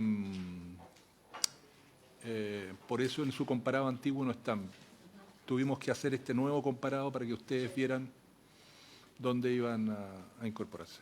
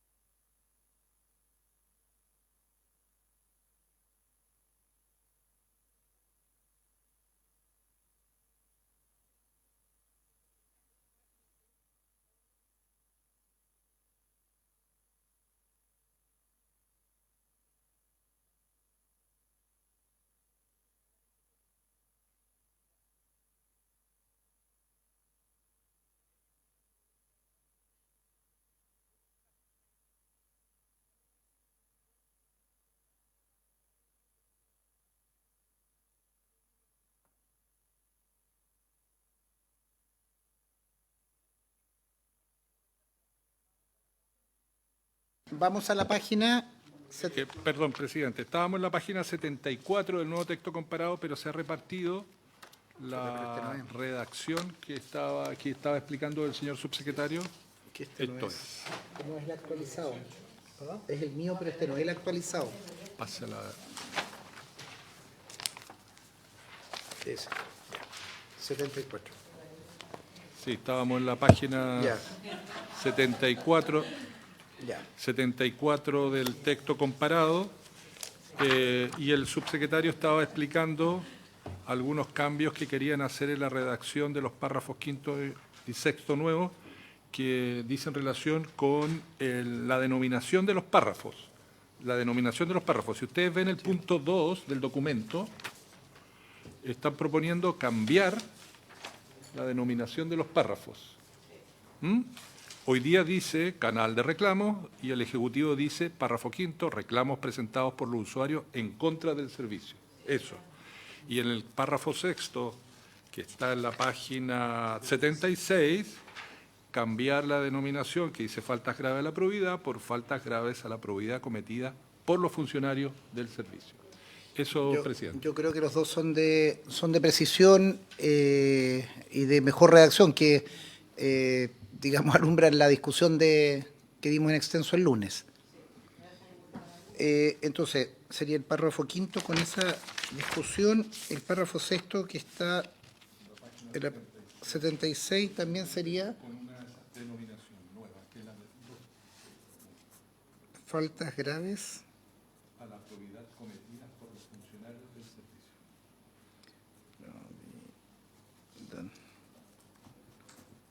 Cometidas por los funcionarios. ¿Se ofrece la palabra?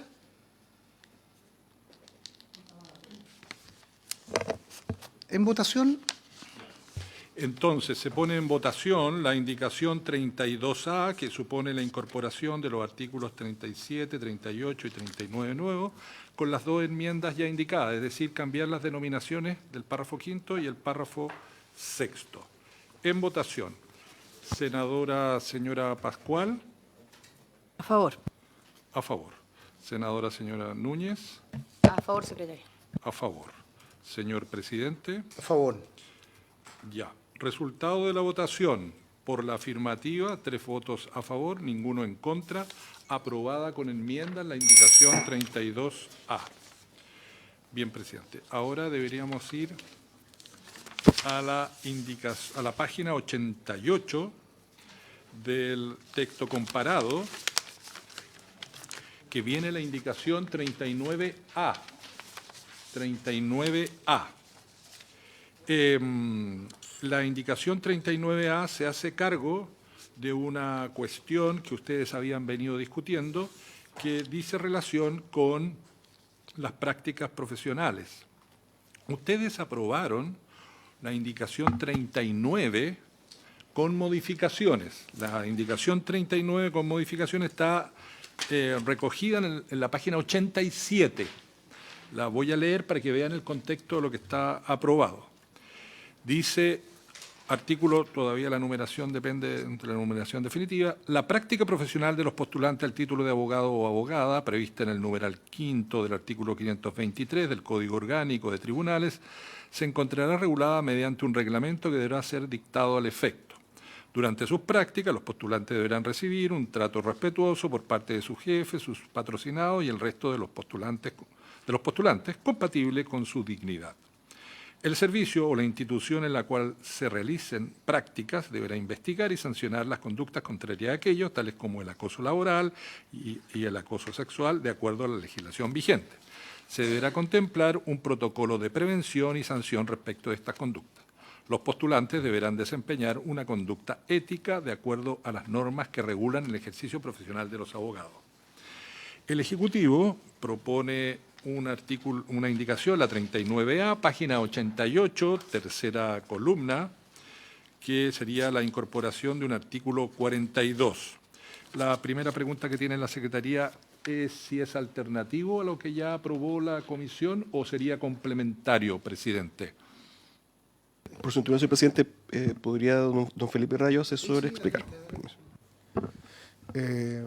Por su intermedio, señor presidente, es una propuesta alternativa porque entendíamos que también esto lo teníamos que formalizar a través de indicación. Entonces, por eso es que nosotros, cumpliendo ese mandato, es que de alguna forma se trae esta indicación formal del Ejecutivo y que, aprovecho de adelantar, se complementa con la otra indicación al artículo 21º transitorio, que era otra petición que surgió de establecer un plazo para actualizar el reglamento que regula la práctica profesional. Ya. Leamos el 42. 42. Leo la página 48, perdón, 88, página 88, artículo 42. Artículo 42. Condiciones para la realización de prácticas profesionales por parte de los postulantes al título de abogado o abogada. La práctica profesional de los postulantes al título de abogado o abogada, prevista en el numeral 5 del artículo 523 del Código Orgánico de Tribunales, se regulará en un reglamento dictado por intermedio del Ministerio de Justicia y Derechos Humanos. Tendrán preferencia en la asignación de vacantes para la realización de la práctica profesional a la que se refiere el numeral 5 del artículo 523 del Código Orgánico de Tribunales. En primer lugar, quienes, al momento de solicitarla, tengan la calidad de licenciados o licenciada en ciencias jurídicas. Y, en segundo lugar, quienes residan en la comuna donde funcione el centro de asistencia jurídica en el cual ésta se realizará. Igualmente, deberá darse prioridad a aquellos postulantes que, por resolución del respectivo director o directora regional, deban repetir o complementar su práctica profesional. Durante la realización de su práctica profesional, los postulantes deberán recibir un trato respetuoso por parte de jefes, patrocinados y demás postulantes compatibles con su dignidad. El servicio o la institución en la cual realicen su práctica profesional deberá investigar y sancionar las conductas contrarias a aquello, tales como el acoso laboral y el acoso sexual, de acuerdo con la legislación vigente.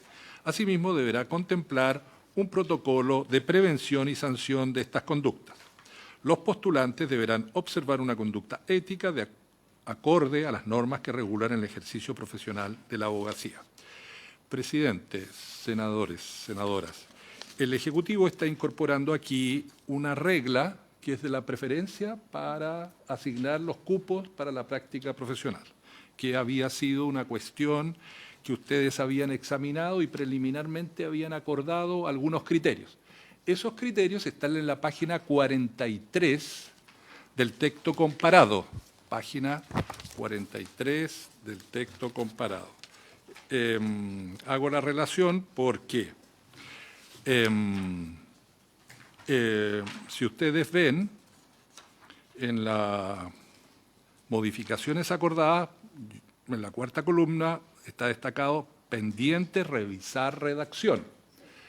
¿Por qué estaba pendiente revisar redacción? Porque el Ejecutivo se había comprometido a traer una propuesta sobre priorización. Entonces, la indicación que han hecho llegar vienen los criterios de priorización. Si ustedes aprueban la indicación del Ejecutivo, la nueva, nosotros deberíamos eliminar en esta disposición lo que aparece en la página 43, ¿ya? Deberíamos eliminar el 43 y concentrar todo lo referido a la práctica profesional, gracias, en la indicación que ya les di lectura, que es la indicación 39A. ¿Ya? Eso para que tengan todos los antecedentes a la vista, presidente. Perfecto. ¿Se ofrece la palabra? Ejecutivo. Sí, solamente recordar que estos criterios también hoy día los estamos elevando a rango legal, que están en el reglamento actualmente vigente y que a solicitud de ustedes también había solicitado, por su intermedio, señor presidente, la comisión, que pudiera darse preferencia a los licenciados por sobre los egresados, que eso es lo que está acá recogido. Senadores, senadora.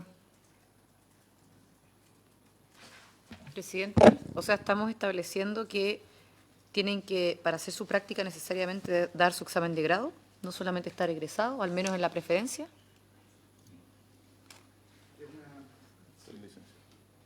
Porque esos tiempos sí que son claves. Por su intermedio, presidente, sí, en esta comisión, de alguna forma, de hecho, hubo una propuesta de restringir la práctica profesional a los licenciados. Entonces, justamente atendiendo a la complejidad que tenía esa solución, lo que se acordó fue que los licenciados tuviesen preferencia por los egresados. Los requisitos para ser licenciados en general dependen de la propia universidad. Algunos hacen examen de grado, otros no, algunos tienen tesis, pero digamos que sí, que la preferencia, solo la preferencia la tienen los licenciados, y en eso, como decía el subsecretario, no hay ningún problema mayor. Efectivamente, el reglamento establece esa prioridad. Y de alguna forma no produce tampoco problemas como de oferta, que era lo que nosotros preveíamos si se acotaba la práctica profesional solamente a licenciados.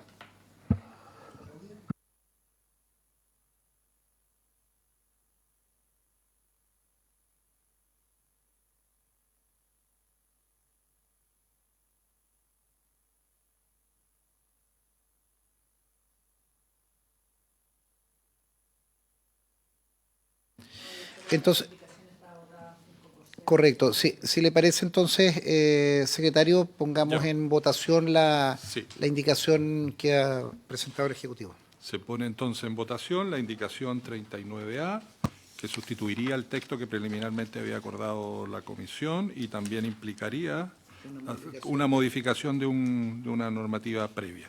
Senadora, señora Pascual, A favor. a favor. Senadora Núñez, A favor, señor secretario. gracias. Senadora Araya, está a favor. Senador presidente. A favor. Resultado de la votación, 4 votos por la afirmativa, ninguno en contra. Aprobada la indicación 39A. Sí, exactamente. Claro. Presidente, llegamos a la página 41. Aquí quiero mencionar que debería la comisión pronunciarse sobre la indicación 41, que está en la página 91 del texto comparado. Es una indicación de la honorable senadora señora Ebensperger, que propone a incorporar a continuación del título tercero un título cuarto nuevo, que es sobre la protección a las víctimas del delito. Contiene varios artículos, página 91, y el texto está en la 92, senadora, que contiene varios artículos, y la Secretaría entiende que, claro, con el criterio previamente establecido en esta comisión, no, la senadora no está.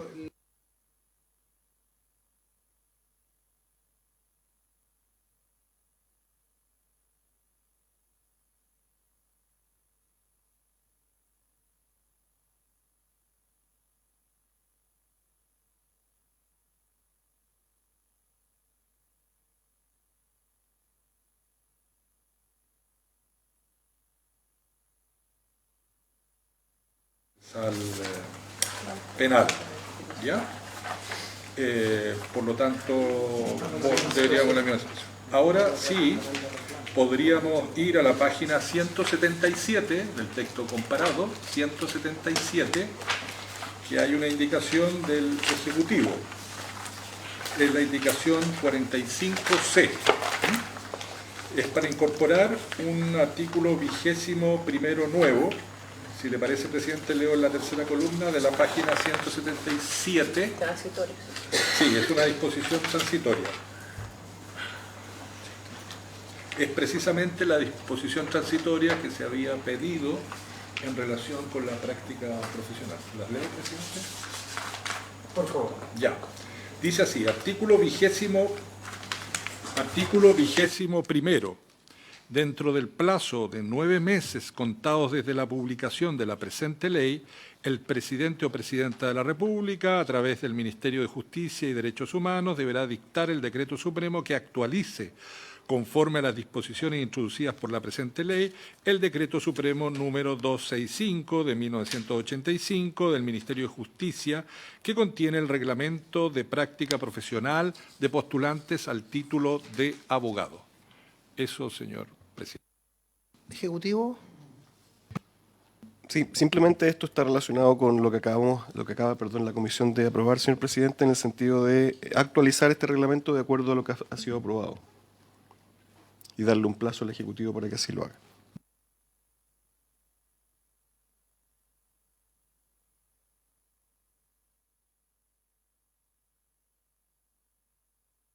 La votación. Ya, pregunta a la Secretaría, entonces ¿habría unanimidad para aprobar esta disposición? ¿Sí? Ya. Senadora Pascual, senadora Núñez, senadora Araya y senador Durresti. 4-0 aprobado. Presidente, hay otra disposición que está pendiente, que hubo un largo debate, y que es la incorporación, digamos, página 35 del texto comparado, página 35 del texto comparado, que es la indicación 11B, que es una discusión larga que se produjo, que dice relación con la focalización en materia de acceso a la justicia. Son tareas que tiene que realizar el servicio. Página 35. Y en el inciso segundo de esta normativa, se discute cuáles son los grupos de especial protección que requieren una acción específica del servicio. Y como había generado un amplio debate, el Ejecutivo en la sesión pasada hizo llegar la indicación 11B. A propósito de esa discusión, de esa indicación, el Ejecutivo ha planteado una nueva redacción para subsanar las objeciones u observaciones que hicieron algunos señores senadores. En el documento que ya se repartió, en este documento que ya se repartió, está la redacción de esta alternativa, en que el Ejecutivo recogería la propuesta presidente. Si quiere, se la puedo dar lectura o esperamos a la senadora.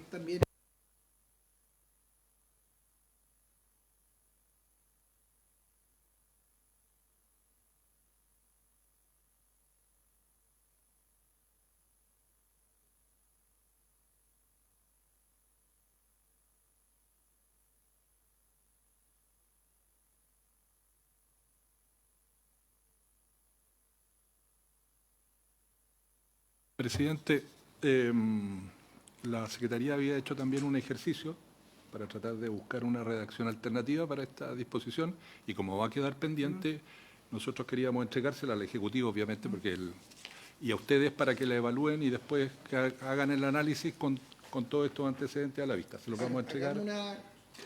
¿Esta es la de ustedes, la alternativa Sí, 1? sí, la alternativa 1. Sí, lo que estoy llamando alternativa 1. Perfecto. Yo lo que pediría, como estamos ya en el, Sí, el horario. en el tiempo, y aquí jugaríamos con una segunda alternativa, que es la que nos ha ayudado la Secretaría, que se distribuyera a los 5 senadores y de esa manera partir la próxima sesión cuando abordemos con su despacho, con su... Quizás una explicación muy breve para que se lo digan. No, pero que no Listo, estamos todos... No están todos, ya, muy bien. Perfecto. Gracias. Quiero agradecer a nuestros invitados, al Ejecutivo, y habiéndose cumplido el objeto de la sesión, se levanta.